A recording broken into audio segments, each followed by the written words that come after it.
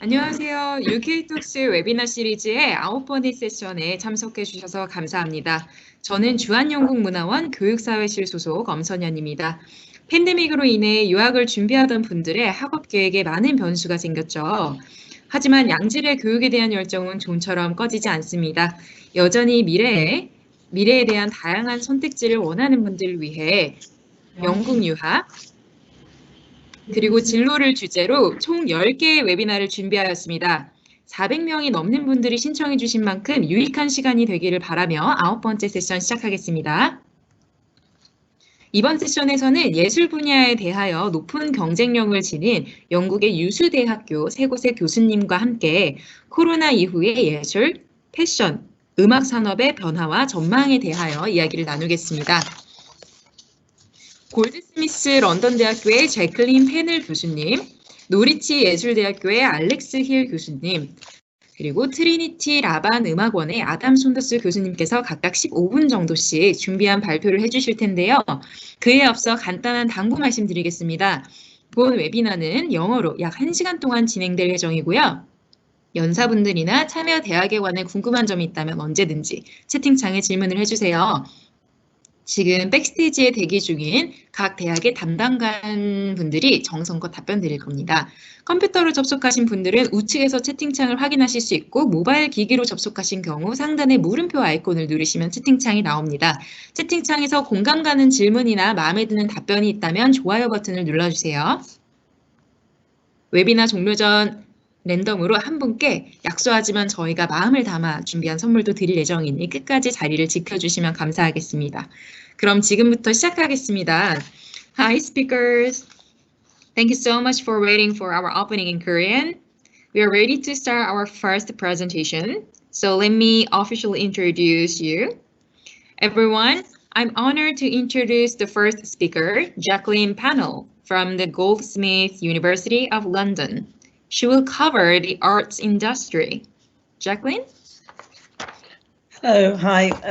Very good, very pleased to be speaking with you today.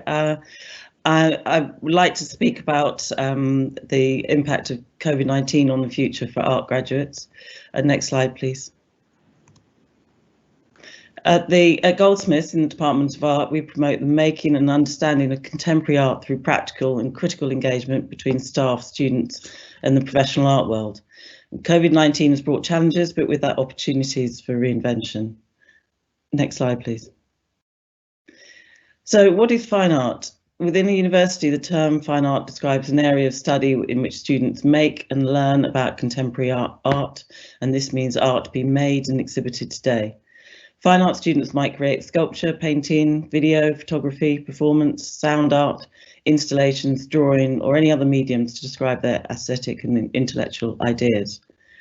And the ideas expressed within the artwork are understood to be as important as the medium with which the artist has chosen to use. Next. So what is fine art at Goldsmiths? We have undergraduate programs in fine art and history of art, fine art extension degree, and also digital arts computing.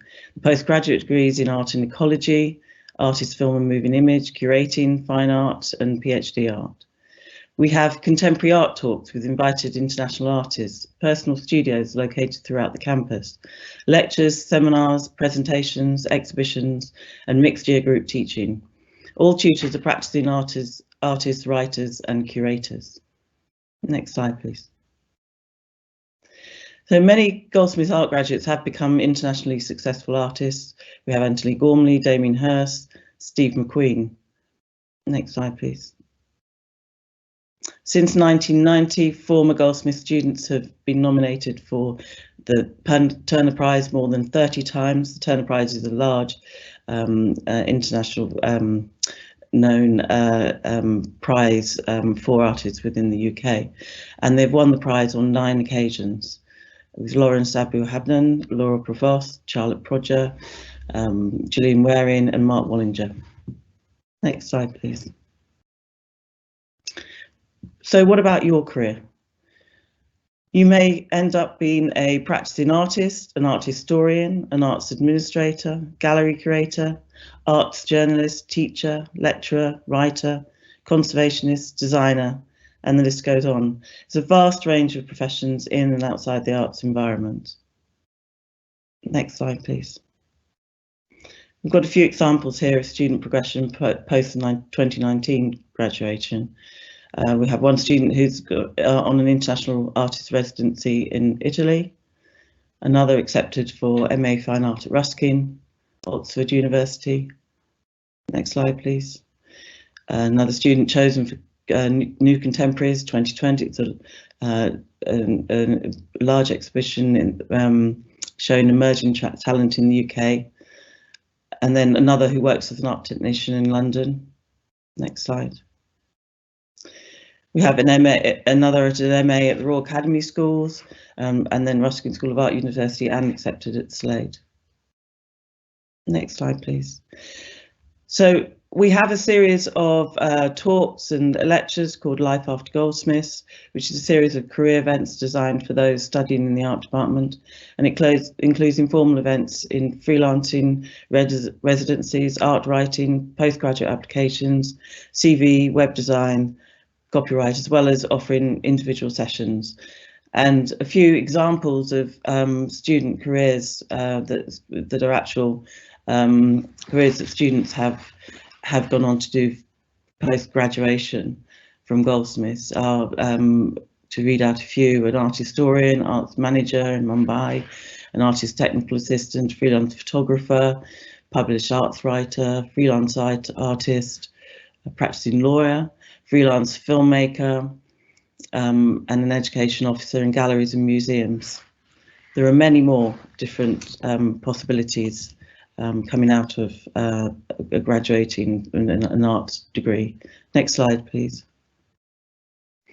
So, adjustments to learning and teaching in 2021. We're one of the few institutions in the UK maintaining both types of provision this year, online and in-person teaching, with the opportunity for mixed teaching sessions when required. Next slide, please. So studio practice is mostly in person with small socially distanced group teaching. Critical studies is mostly online, so no large lectures in person. Some in-person sessions will return in the spring term. All students are able to access their personal studio spaces and the art practice areas, the workshops, on a daily basis. This is really important to us, that students are able to continue with their practice in their studios on a continual basis. Large seminar spaces are available for students to use. They can book them out for anything from half a day to 2 days to work on their own work individually within a space. There are strict COVID-19 rules in place and hygiene procedures. Next slide, please. The degree shows are our showcase. They are the moment in the year which is the most important for the graduating students. It's a chance to show off the work that they've been doing for the last 3 or 4 years. We this year were able to complete our degree shows in person in the late summer after graduation, after doing digital graduation. The degree show spaces are the same spaces that we use for the studios, and the studios are available for the students full-time for the full academic year, and you maintain your own studio space for all of that period. Next slide, please. So some of the examples of the degree shows and the work that we do, from painting to installation and sound and text-based work, performance. Next slide, please. And also sculpture. So a whole range of different work. The practice areas are the workshops, and we have workshops all over the campus of graphics and time-based media, ceramics, 3D printing, metal, woodwork and casting. We have large textile component of our practice areas in stitch and fabric, constructed textiles and print and dye, and then fine art, print and photography. Next slide, please. So you will access these workshops on a one-to-one basis It's important that you learn how to make the work that you want to do with tutoring from the specialist tutors within the workshops, and you access them as and when you need them for the projects you're doing. Next slide, please. And the next one. So you book out individually, book out spaces, and you will also have sessions and workshops, introductory workshops if needed, for the different equipment that you want to use. Next slide, please. So, Goldsmith student, we treat you very much as an artist from day one.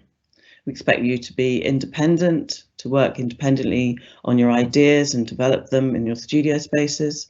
We expect you to be innovative, and above all, we expect you to be professional in how you approach your practice. Slide.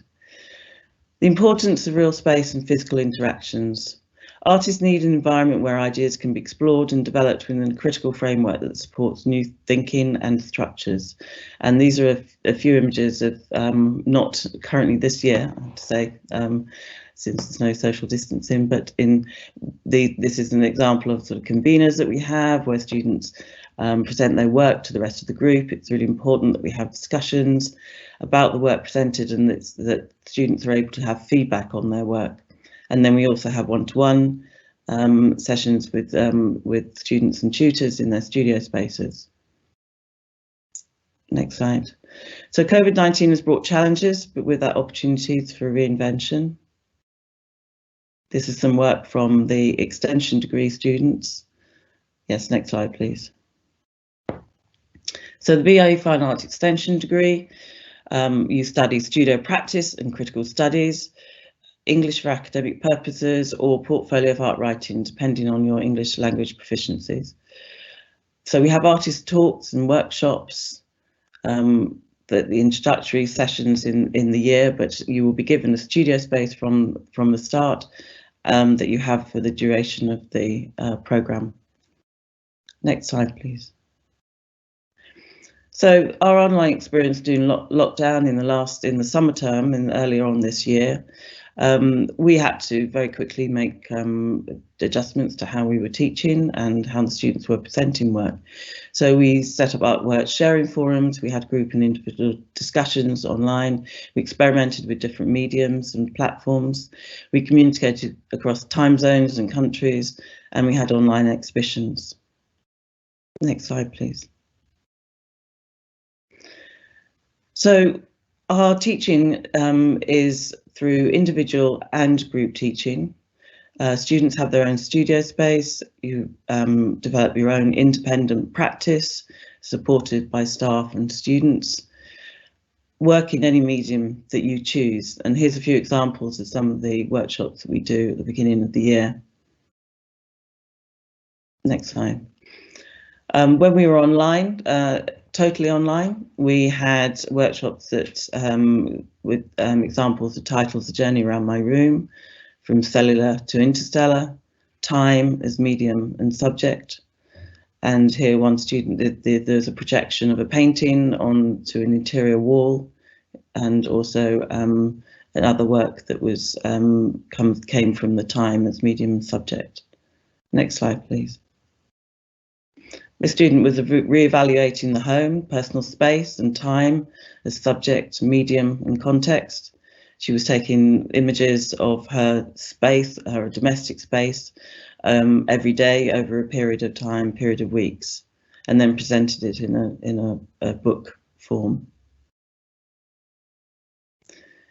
So part of the extension degree and also the undergraduate programs are larger group, more formal presentations called conveners, and this is where students learn to present their work in a more of an exhibition type setting.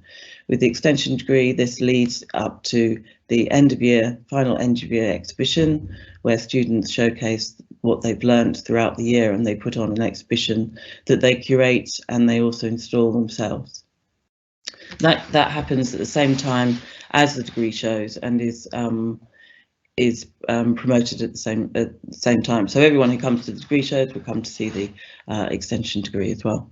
Next slide, please. So the impact of COVID-19 on the future for fine art graduates. Artists work both within and outside the gallery system, and each generation finds new ways to communicate and explore ideas, and self-promotion happens via social media and other platforms. Next slide, please. So galleries often start as artist-run warehouse or empty shops, artist-run spaces. Artists often start showcasing their work in lots of different ways and finding new venues for showing their work. Many of the galleries evolved from pop-up spaces into major venues for contemporary art. Next slide, please. So to give an example of some of the gallery spaces in South East London near Goldsmiths, we have Deck for Decks is an event that happens that involves lots of different venues, and artists are involved in all sorts of different ways throughout Deptford and the surrounding area. An example of a studios and gallery complex, it's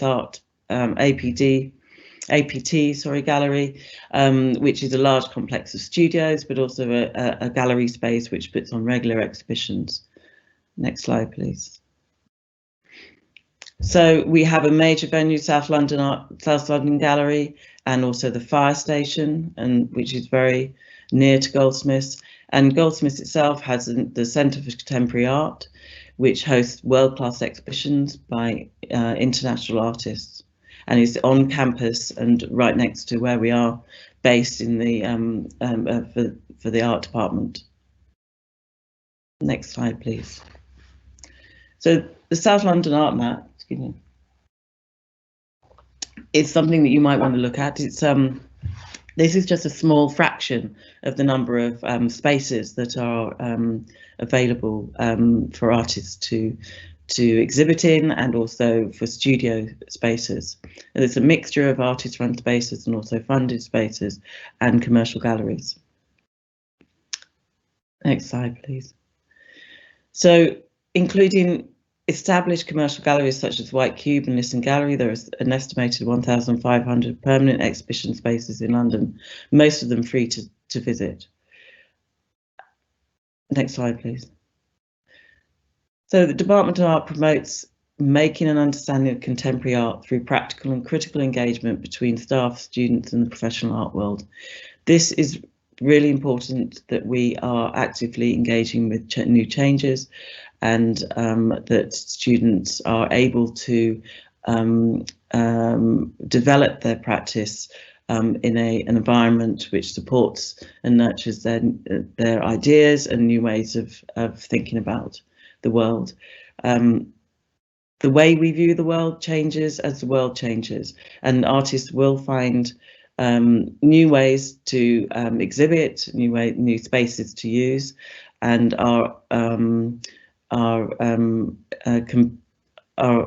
next slide, sorry, please.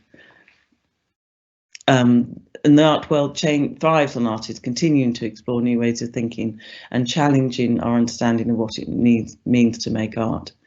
It's more important than ever that we have young artists emerging and making new art for the future. Thank you. Thank you very much, Jacqueline.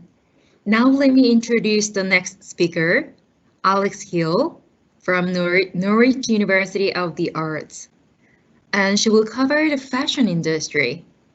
Alex?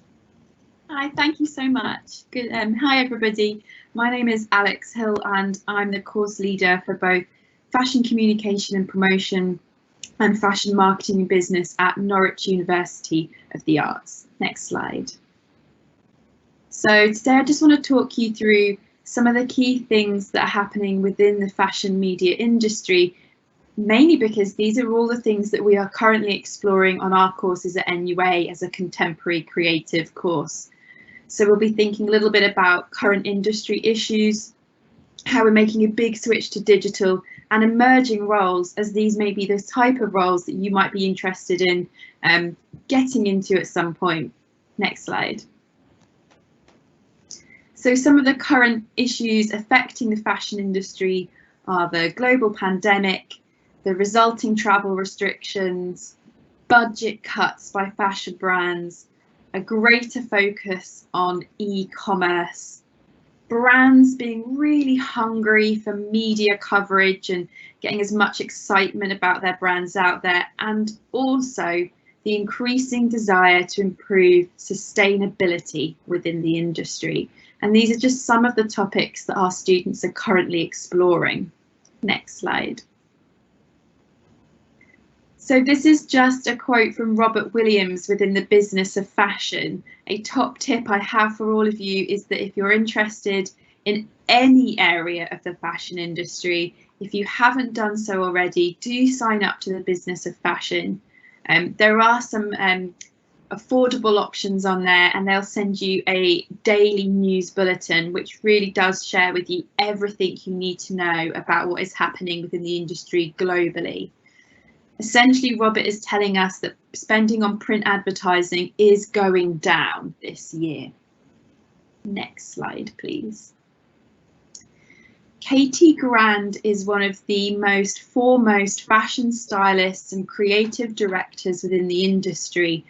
And she has come out and said that it used to be that during Fashion Week, you'd be really busy, you'd be having appointments, you'd be speaking to people, you'd be trying to fill your double-page spreads within magazines. And you'd be thinking about how you can make beautiful magazines with lots of advertisers in it. But now it's really different. Brands want more from you. They want a more bespoke story. So magazines are changing, and this is one of the many reasons why digital is becoming more attractive. Next slide. So that means that the fashion industry is having to look towards switching to digital areas.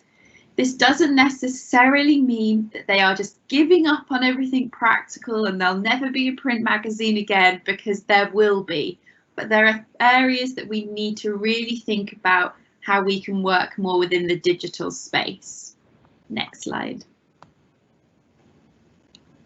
So, for example, the live streaming of fashion shows. One of the things that has happened due to the global pandemic is that it has fast forwarded or sped up this process of how we can make fashion shows more accessible.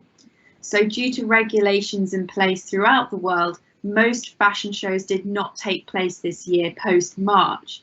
And this meant that the brands had to find a way to still show the collections to the audience and the buyers. So therefore, they have still been hosting fashion shows, but live streaming them very much in the same way we're hosting this talk today. It does bring in some questions about, is it as exciting? Is it as creative? Will there be technical difficulties?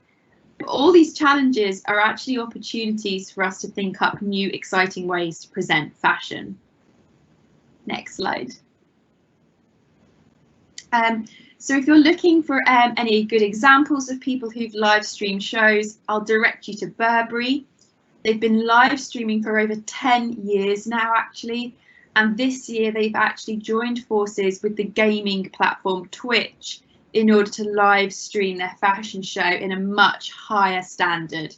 And it will play in a brief. So if you want to have a look at a great live stream show, I really recommend Burberry through Twitch. Next slide, please.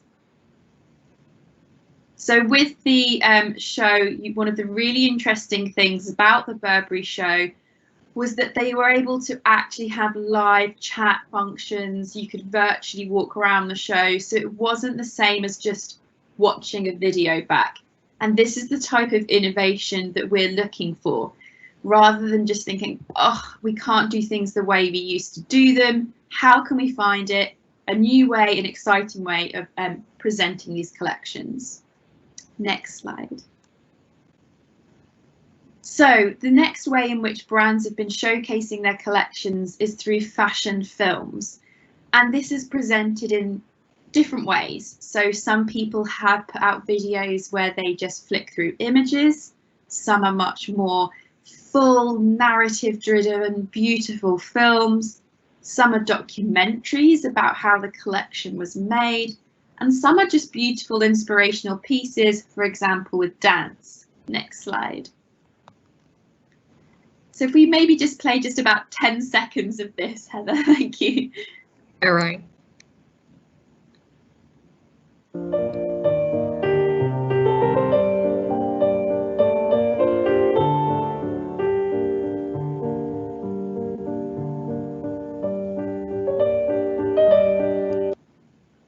Brilliant, thank you.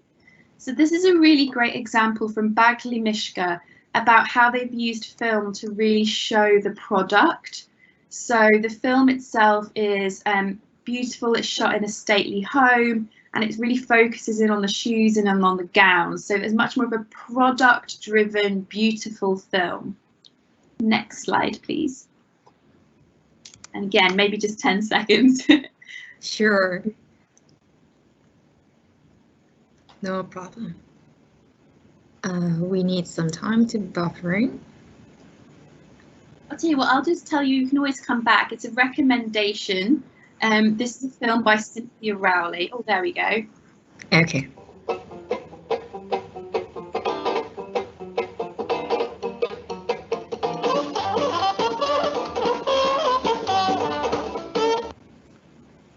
This is a really nice example of a brand, so Cynthia Rowley, using dance and a connection with a city location.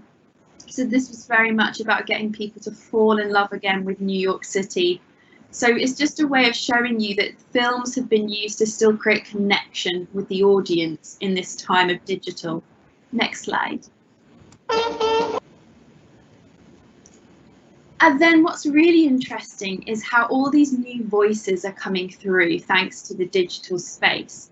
And this is things like online fashion criticism. So brands such as Vogue, Harper's Bazaar, and the New York Times, they've always had long-standing fashion critics. But now we're seeing a chance for new young voices to come through due to digital spaces. And this is really interesting because they're coming through on different platforms. So Instagram, TikTok, YouTube. These are just some people you might want to look at. So Haute Le Mode, he has a YouTube channel.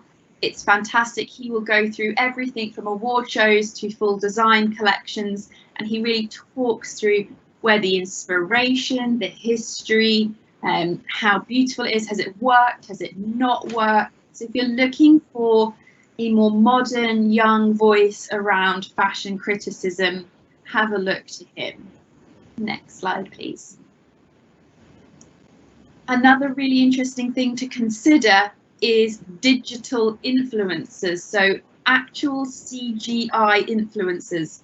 So Shudu is a purely digital, purely CGI influencer, and she's the first digital supermodel. And she's already worked with brands like Fenty Beauty, Alessi, Tiffany & Co, Harper's Bazaar. So a whole new realm of even people promoting fashion who are purely digital. So another good one to look up. Next slide, please. And it's really important that we start to take seriously platforms such as TikTok or other digital spaces, because they're no longer just about social conversation. They're being used really well by brands. So for example, there was an entire fashion month on TikTok this year from October 8, and brands, really good brands like Louis Vuitton, Saint Laurent, JW Anderson, were showing their collections live through TikTok. So no longer can we always look to the traditional. Next slide, please. So just a couple of important quotes here. These are both from TikTok. So they've said, we've seen the fashion industry reinvent what luxury fashion means to culture and society. So TikTok is bringing fashion into our homes even when we're in quarantine. And this is so valuable. In a period of time where we cannot necessarily attend the physical events that we once did, these digital platforms give us the chance to really connect with people. Next slide, please. And just a few editions of magazines that have now gone fully digital. So Teen Vogue has gone fully digital from 2017. Next slide. Glamour USA has gone digital from last year. Next slide.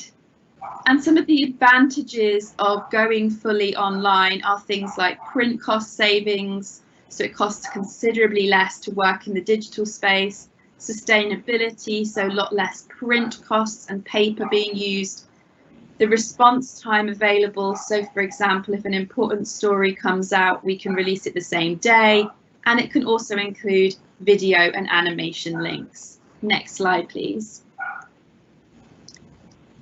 So in terms of emerging roles and areas that are really useful for you, these are some of the areas that you may find job roles coming forward in the industry in the years to come.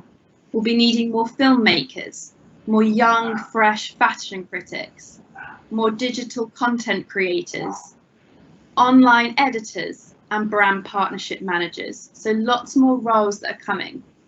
One of the most interesting things about the fashion industry is so many of the roles that you could end up working in do not even exist today. So things are changing quickly. There's job opportunities coming up all the time. Next slide, please. So these are just some of the spaces that our graduates have done work experience within. So they've worked with visual merchandising at Jimmy Choo, editorial writing at Vogue, within the branding and marketing departments at Adidas and Nike, within the store spaces of Vivienne Westwood, fashion shoot and imagery for Alexa Chung, and even VR and technology at places like Immersive. Next slide, please. And our graduates have managed to secure roles with high-profile brands like Lulu Guinness, Jimmy Choo, the global advertising company Saatchi & Saatchi, within Selfridges & Co. and Net-a-Porter. So really fantastic brands that our graduates are securing job roles within. Next slide. So thank you. Hopefully I've given you a little bit of context as to why the fashion industry is such an exciting place to be right now. With all the challenges in place globally, there's actually a wealth of opportunity. So many job roles, so many chances to make a big difference and a big change. If you'd like to see any of the work that our students have been creating, this is our Instagram link at NUA Fashion Comms, and you'll find lots of different work shared there every single day. Thank you very much. Thank you very much, Alex. I found Jacqueline's and Alex's presentation very insightful and inspiring.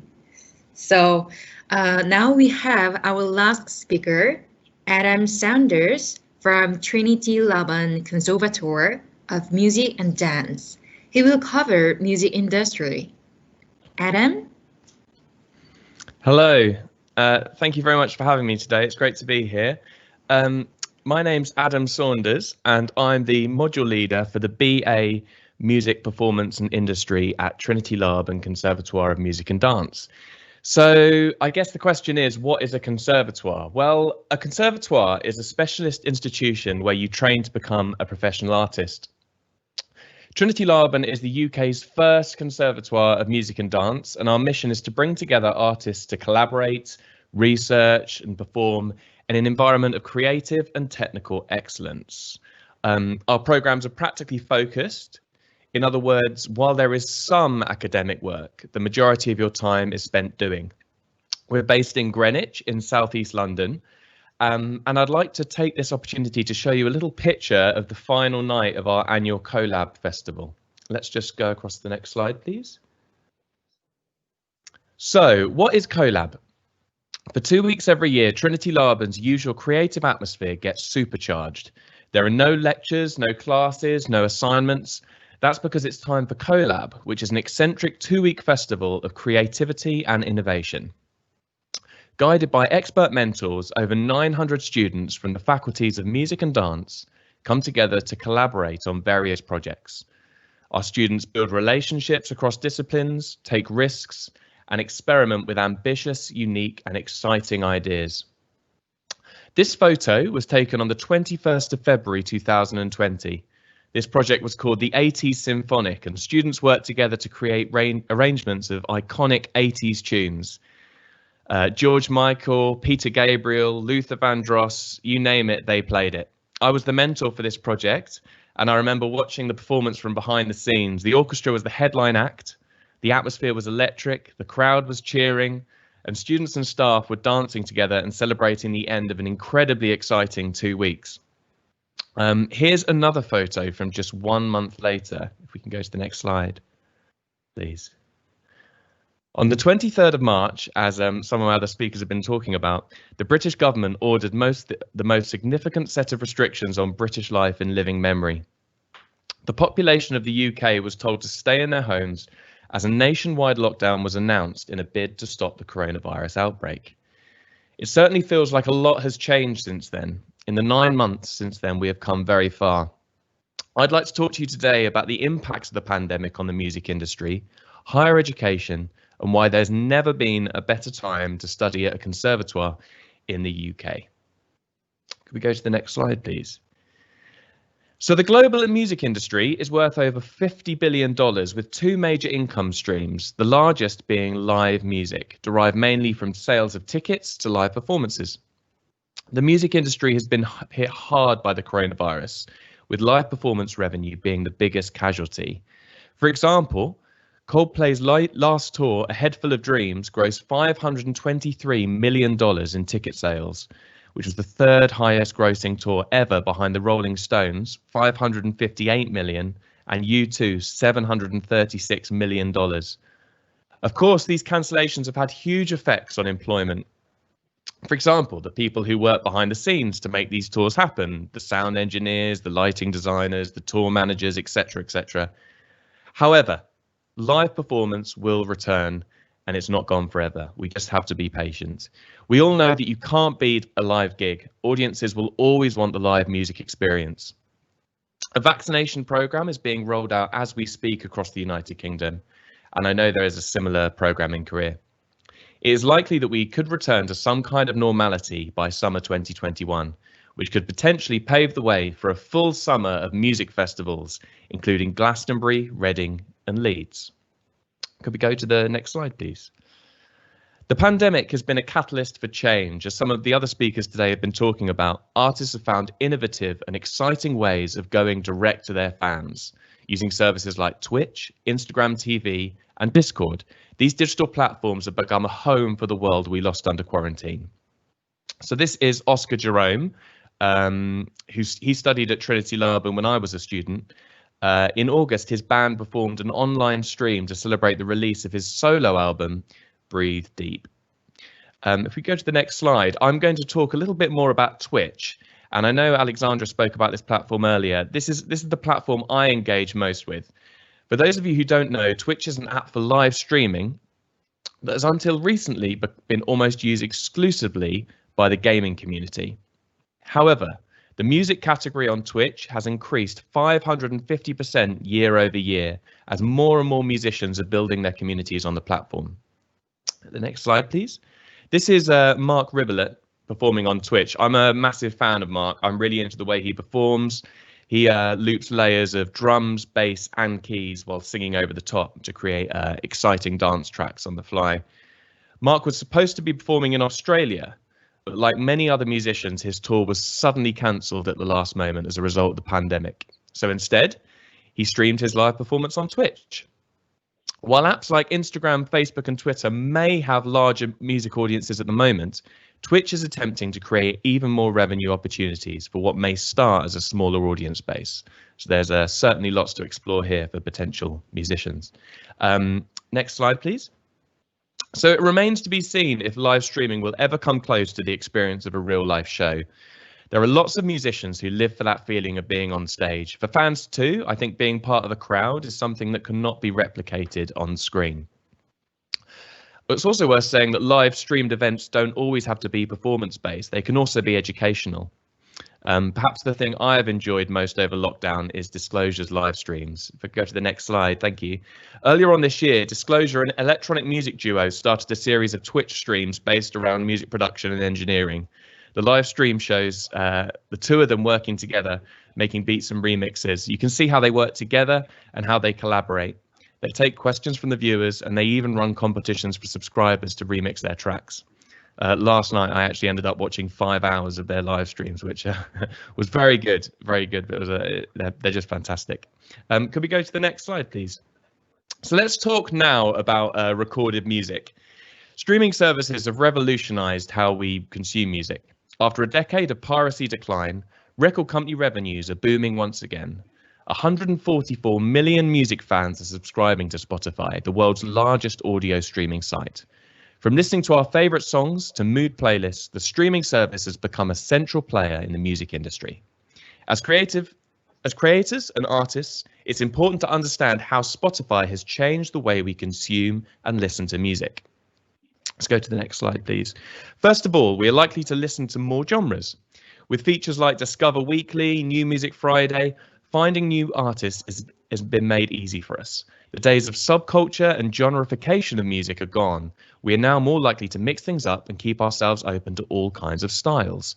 In fact, a millennial insight agency surveyed 1,000 young adults, asking them about their favorite artists, and many respondents couldn't answer. The experiment concluded that this generation is interested in so many genres and artists. Let's go to the next slide, please. Spotify has also changed the way we interact with songs, as the platform allows us to see lyrics on the screen. Many people pay more attention to the lyrics of the song when they can relate to them. This works especially well for fans, as they are often interested in the story behind their favourite song. Let's go to release rate the next slide, please. Brilliant. Perhaps the biggest transformation in terms of recorded music comes from playlisting. Where record labels once clamoured to have their artists heard on the radio and reviewed by music magazines, the push now is to get songs into curated mixes hosted by streaming services. Playlisting has also affected the songwriting process. Shorter tracks with leaner intros, where choruses come more quickly to avoid being skipped, are now the new norm.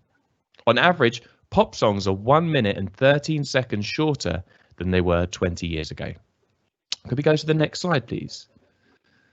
For the 3 big record labels, Sony Music, Warner Music and Universal, sitting on huge catalogues of hits, those micropayments add up to billions of pounds in revenue. Ed Sheeran's inescapable 2017 hit Shape of You alone has generated more than 7 million in streaming revenue from 2.6 billion Spotify plays, sorry. However, there is potentially good news on the horizon for lesser-known artists. The Broken Record campaign in the UK has been calling for the government to step in to the debate about musicians streaming royalties. Just last month, the British Parliament launched an inquiry into the economics of music streaming. So there can potentially be good news on the cards for smaller artists that don't have quite the massive fan base that Ed Sheeran does. Okay, let's go to the next slide, please. At the start of the pandemic, songwriters and composers were concerned about how they would be able to write songs, collaborate and make music together, whilst being socially distant. For an industry that typically relies on a group of people in a room for hours on end, visualizing how that could be accomplished without being together seemed difficult. While there are some technical solutions to combat this problem, they are not ideal, as the problem is something called latency, which means the audio lag. By the time the sound of your instrument or voice reaches the other musicians, the internet has introduced about a ½ second delay. Could we go to the next slide, please? Throughout the pandemic, the internet has been flooded with thousands of videos of ensembles and choirs performing together in multicam videos. Members of orchestras, bands and choirs recorded each part separately and then edited them together to create a virtual performance.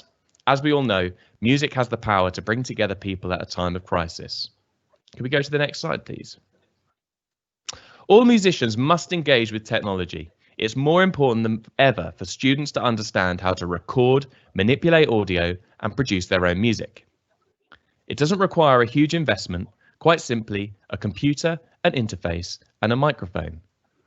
There are currently numerous tech startups in London developing low latency platforms. Perhaps in the coming years, we will be able to watch a band perform live with various members of the group in different locations. Could we go to the next slide, please? Outside of my work at Trinity Laban, I work as a composer for media. Over the course of the lockdown, I composed the music for 2 national TV advertising campaigns. I work with 2 other composers remotely using a combination of Zoom and a simple plugin called Audio Movers. The collaborative process worked really well, despite us all being in different parts of London. Interestingly, we have all agreed that we will probably work this way even when restrictions allow us to meet in person. Could we go to the next slide, please? So today I've highlighted some of the key areas of the music industry that are changing and adapting. So why would now be the time to study at a conservatoire on a program like the BA Music Performance and Industry, which is the first popular music program for a London conservatoire? The inbuilt flexibility of this new program means that we can respond to the fast-paced change of the times in which we live. This program provides a place of learning, stability, refuge and activism. We give students from all backgrounds a voice through the expression of music. When we designed the program, our intention was for every student to be a change maker. So, at Trinity Laban, how will we support you to be a change maker? First of all, we will teach you the craft of the music you want to create. We will work with you to develop your musicianship, your songwriting and composition. We will pair you with teachers who will develop your skills, inspire and mentor you throughout your artistic journey. We will connect you to the industry through our links with artists and key figures from the music business, from Universal Music to successful artists like Moses Boyd and Oscar Jerome. We invest in technology. We teach at the edge of what is happening in the real world. We work with students to understand the principles of new technologies so we can adapt to all the innovations that will emerge over the next decade. Most importantly, we provide a safe space for ideas and innovation to flourish. We encourage you to collaborate, communicate, think critically, and most importantly, create. I used to be a student at Trinity Laban, and the friends, colleagues, and networks that you make extend far beyond the time you're studying there. You're parachuted into an exciting world of ambition, innovation, and creativity. So earlier on this year, I guess we could say we had no idea of the vast changes that would occur to the creative industries within the UK. Whilst we cannot predict the global changes that might occur over the next few years, by studying on the BA Music Performance and Industry, we can prepare you to be agile, creative, and collaborative change makers who will make a unique mark on the music industry. Thank you so much for listening to me today.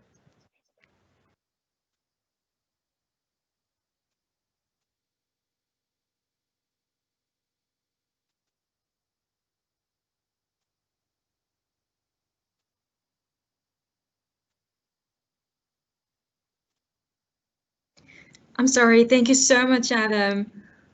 I found this session very engaging with all the fabulous images. So I enjoy all 3 sessions so much. And let's move to the Q&A session now. So please type your questions in the Q&A box and give a thumbs up if you find the answer useful. The university reps and academics will give you the best support to answer the questions. Meanwhile, I will pick some interesting questions to ask the speakers in person. So I'm going to look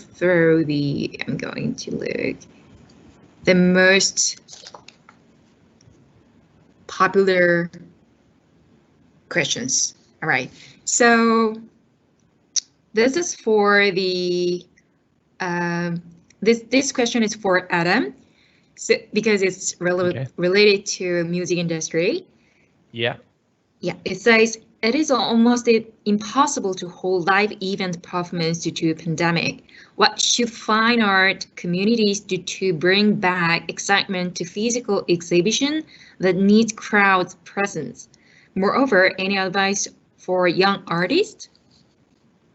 I think that's probably more of a question for Jacqueline, am I right? Because it's referring to fine art. I'm sorry, yes. Yes, right, no worries. Yes, it should be, yes. So Jacqueline, could you unmute yourself and then, yes. I think you're still on mute. Sorry. Yes, perfect. Could you just repeat the question? Sorry. I'm sorry, yeah. So it is almost impossible to hold live art performance due to the pandemic. What should fine art communities do to bring back excitement to physical exhibition that needs crowd presence? So it's about the live performance art.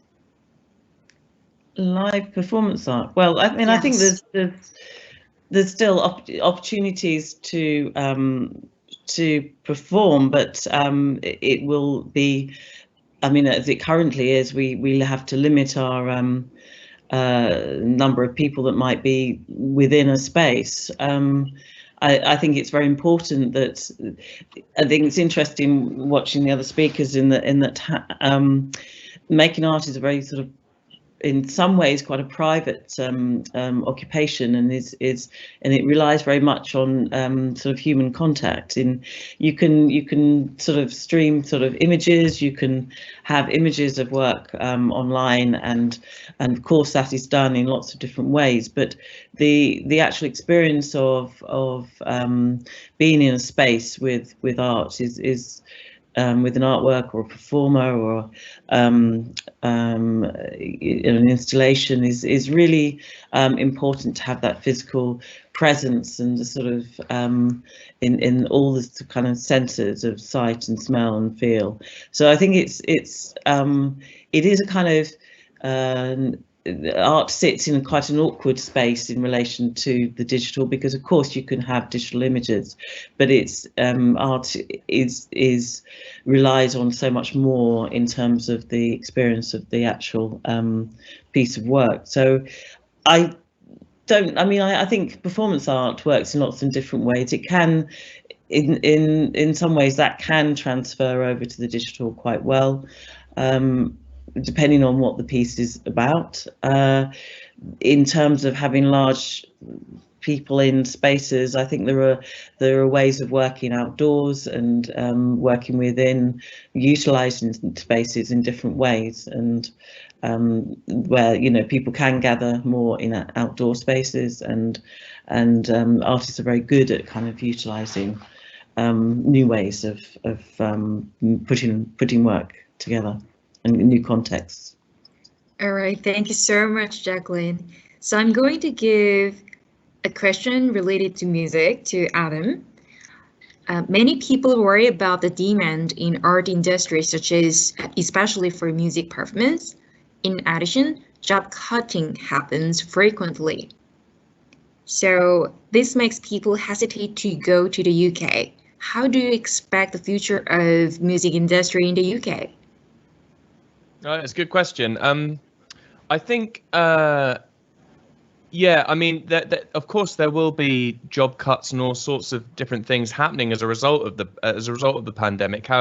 However, I think for me they're only going to be temporary, because music isn't going to go away. Music has lasted so many hundreds and hundreds and hundreds of years, and I think there's going to also, as well as potentially, there will be some jobs that maybe don't continue, maybe the ones that relate more to kind of more old school ways of doing things.